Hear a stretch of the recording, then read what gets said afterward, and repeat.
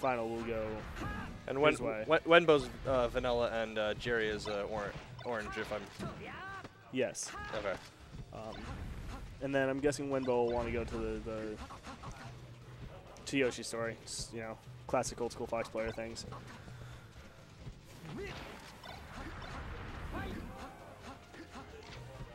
I'm really interested to, you know, one of the things about Battlefield that I really like to see as the indicator of Fox Dittos is who's gonna use the tech that's a little bit a little bit crispier, but also a little bit more situational to stages. So I should have said stage based rather than situational. Yeah. Where, you know, who's getting those wavelands on the platforms off the ledge really crisp. You know, whose angles are going to be really tight. Already seeing a lot of kind of like tech flubs around the edge where like a shine's been misspaced or a back air's just not quite been there to not finish up stocks, which is atypical of both these guys. Yeah, sorry, this better? You can hear me better? Okay. All right, so and they were still going pretty even on the second stock. Yeah, going even for those first two stocks. I'm really, you know, it seems that hasn't really been a cohesive game plan for either one of them so far. Yeah, Wenbo definitely rushing in a lot more though, and Obi more content to not like stay back and play defensive, but like counter punch the first Wenbo's first run in, you know, wave dash back or shine or something. See, but now take it over. See, but now we see. Wenbo's orange and Jerry is a. Yeah, Jerry, not Obi.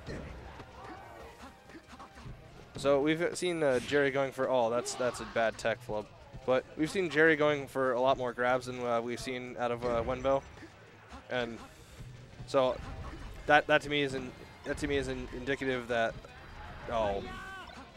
okay, still made it back. Unpunished and ends up with a lucky hit that just kind of sends Wenbo flying.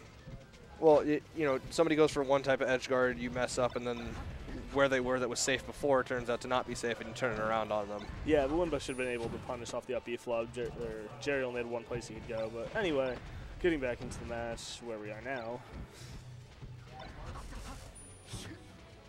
Nice shorten. Shine's just so broken. Yes, it absolutely is. There was somebody after a crush beat chewed at complaining about Shine, and which I always find really hilarious.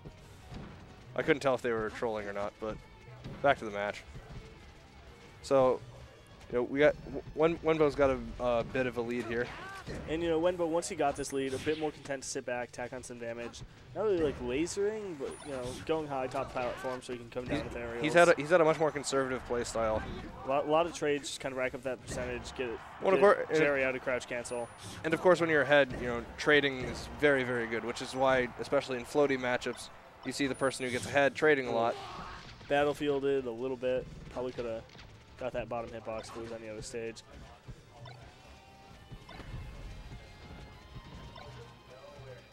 Also, chat, I apologize personally if anything I say is just blatantly incorrect.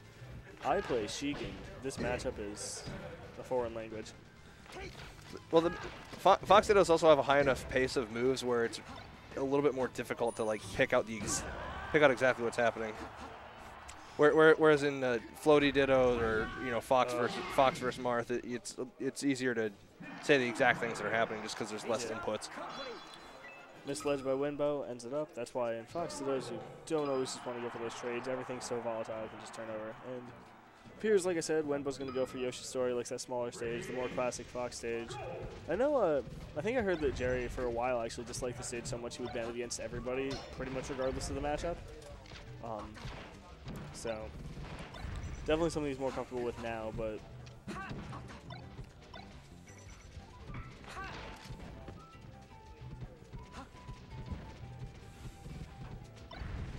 I was thinking that they're gonna be able to poke through the platforms with up tilt, but I was thinking about that being as Falco, not as Fox. So I'm not exactly sure if they can poke through with the up tilt on the platform. That was a really nice read or reaction on the shorten to steal the ledge. And once again, we see kind of Wenbo being the aggressor, at least for when they're playing even. And then Jerry just kind of turning it around on him once he gets one open. That was an interesting use of Randall, where you like use Randall to straighten himself out. I do not know what that nair was for, but that was a good shine. You know, one of the interesting things about Yoshi's is the fact that because the side platforms go past the lip of the stage, there's a lot more that you can do to. Yes, it was. There's a lot more that you can do to mix up your recovery, which this game a little more one-sided than the first one. Oh, so hold on. It's Jerry who's up 1-0. Yeah. Okay. And up in this game 3 sets. Like I said, Jerry very technical with those punches. One grab turned into 3 or 4 grabs really quick. That was a nice lid slide trump back there. ramen noodle. No, it was. So interesting to see where Wenbo's going to go here. Whether he chooses to kind of stay on his comfort pick, even though that game was rough, or I think we may see a Pokemon. Probably back to Battlefield. Okay, yeah. Back to Battlefield because the first game was so close.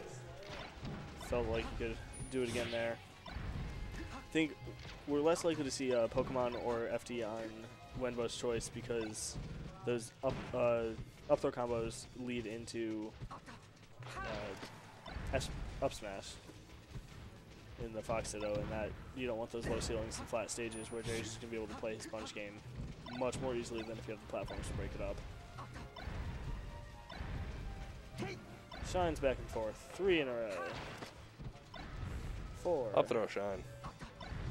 5.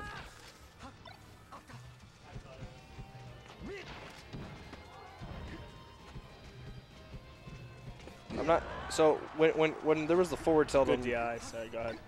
So on the right side of the stage, I forget which fox it was because it's moving so fast, but one of the foxes got forward tilted and then immediately held down and grabbed the ledge, which that may have saved his stock. And I'm not. The slide off DI you're talking about. Yeah. Gotcha. Yeah, if you don't do that, you can usually. I think Jerry actually, in a match earlier today, maybe in Smash against Smash got a Mystic Hill because he tried to shine and Smash got slide off DI'd and grabbed the ledge and had the invincibility and it was too low for the shine to hit, and Jerry ended up losing the game for that in a very, very close situation. So it might have been the Iron Man they did before this started. Oh, that was a beautiful dash attack to shine. Dash attack has quite a lot of uses in neutral. Like obviously you can't spam it, nor can you spam any other move, but dash attack has setups into up smash at higher percents, and it's good to when you're far away to set up better edge guard situations. Dash attack for Fox also very sneaky in some ways because short hop nair and dash attack look very, very similar. Yeah, and the animation. Not that they're easy to tell apart in a vacuum, but when you're in the middle of a game and have foxes running around and flipping at you, it's can be pretty difficult to tell which one's which. You have to DI them differently. Catch your round up, sir. I definitely will. I want to do that over summer. Perfect. Sad day. Nurok's last day at Xanadu. Going to lose one of the traditional PR players who always comes here. He's moving down to Virginia, so he'll still be in the region playing. He'll probably getting better, honestly, going down to Virginia, being at the Cape a lot more often, but sad to see him go as one of the players who can get some advice from the better players here and use that.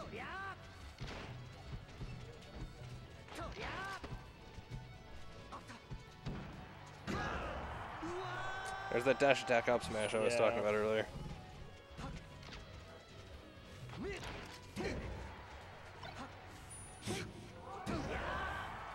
Wenbo just knows that he has it covered.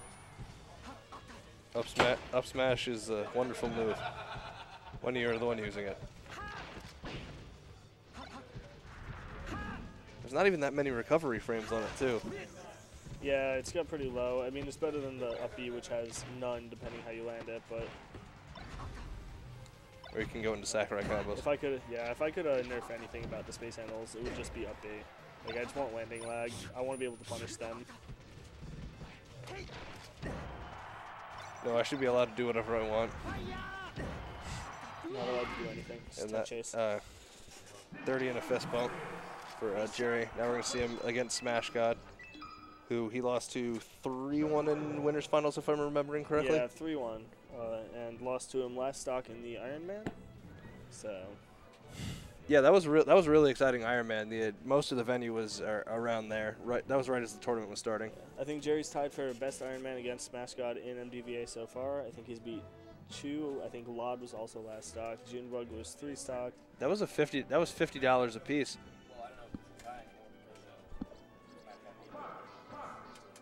No, we're talking about he's tied for the best against Smash God with Lod. Lod and Jerry, we both got him down to 1 stock. Nobody's beat him yet. Yeah, you're good.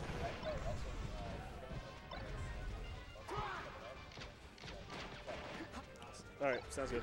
So there's a monthly coming up. It's June 10th, or if I remember. They're gonna run him out in a second.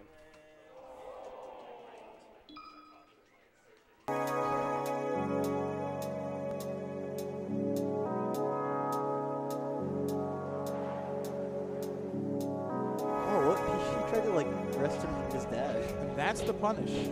That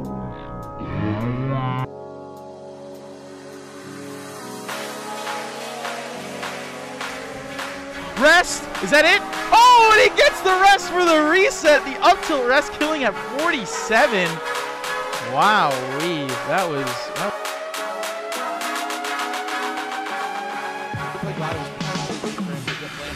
Oh, edge cancel, boys.